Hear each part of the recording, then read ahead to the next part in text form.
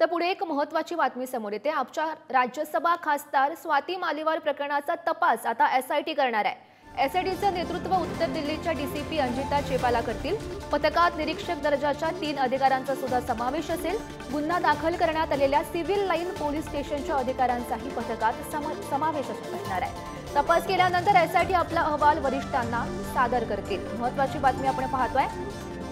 स्वाती मालीवाल प्रकरणाचा जो तपास आहे तो एसआयटी कडून आता करण्यात येईल आणि एसआयटीचं नेतृत्व उत्तर दिल्लीच्या डीसीपी अंजिता चेपाला करतील। पथकात निरीक्षक दर्जाच्या 3 अधिकाऱ्यांचा सुद्धा समावेश असणार आहे आणि गुन्हा दाखल करण्यात आलेल्या सिव्हिल लाईन्स पोलीस स्टेशनच्या अधिकाऱ्यांचाही या पथकात समावेश असेल। तर या संदर्भात माहिती देत आहेत आमचे प्रतिनिधी शिवाजी काळे सध्या आपल्या सोबत आहेत। शिवाजी, महत्त्वाची बातमी आपण पाहतोय। स्वाती मालीवाल प्रकरणाचा तपास आता एसआयटी कडे सुपूर्द करण्यात आलाय। काय माहिती मिळते या संदर्भातली? 3 अधिकाऱ्यांच्या अधिपत्याखाली हा तपास असणार आहे। एसआयटीचे प्रमुख म्हणून दिल्लीच्या डीसीपी अजिंक्य चेपाला यांच्याकडे हे नेतृत्व दिलेलं आहे आणि या पथकात निरीक्षक दर्जाच्या 3 अधिकाऱ्यांचा समावेश असणार आहे। गुन्हा दाखल करण्यात आलेल्या सिव्हिल लाईन पोलीस स्टेशनच्या अधिकाऱ्यांचा देखील यामध्ये समावेश आहे आणि एसआयटीचं सापडल्यानंतर जो अहवाल आहे त्याच्यानंतर ही कारवाई करण्यात येणार आहे। मुख्यमंत्री अरविंद केजरीवाल यांचा जो पीए आहे त्यांच्यामध्ये आणि खासदार स्वाती मालीवाल यांच्यामध्ये जे मारहाणीचं प्रकरण झालं यावेळी उपस्थित असणाऱ्या सुरक्षा रक्षकांचा जबाब देखील या ठिकाणी नोंदवण्यात आलेला आहे। विभव कुमार यांच्या घरून काही साहित्य देखील जप्त केल्याची माहिती आता समोर येत आहे आणि मुख्यमंत्री निवासस्थान म्हणजे अरविंद केजरीवाल यांचं जे सरकारी निवासस्थान आहे त्या ठिकाणी सीसीटीव्हीचा डीव्हीआर देखील तपासणीसाठी आता पाठवण्यात आल्याचं समजतंय।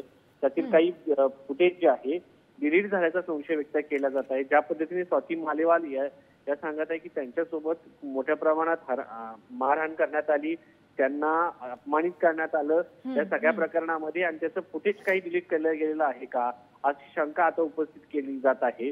आणि मुख्यमंत्र्यांच्या घरी अशा पद्धतीने एका व्यक्तीला, खास करून एका जनप्रतिनिधीला, खासदार असणाऱ्या व्यक्तीला जर भेटू दिलं जात नसेल तर ही खऱ्या अर्थाने एक शर्मेची बाब आहे। आम आदमी पक्ष स्वतःला आपण लोकशाहीच्या दृष्टिकोनातून लढतो असं सांगत असतो आणि लोकशाहीसाठी मतदान त्यांचे मुख्य नेते असलेले अरविंद केजरीवाल मागताना पाहायला मिळतात। मात्र एका महिलेला मारहाण झाल्यानंतर या सगळ्या प्रकरणावरती आम आदमी पक्षाचे जे नेते आहेत ज्या पद्धतीने त्यांनी भूमिका घेतलेली आहे तर या सगळ्या प्रकरणावरून राजकारण सुरू झालंय।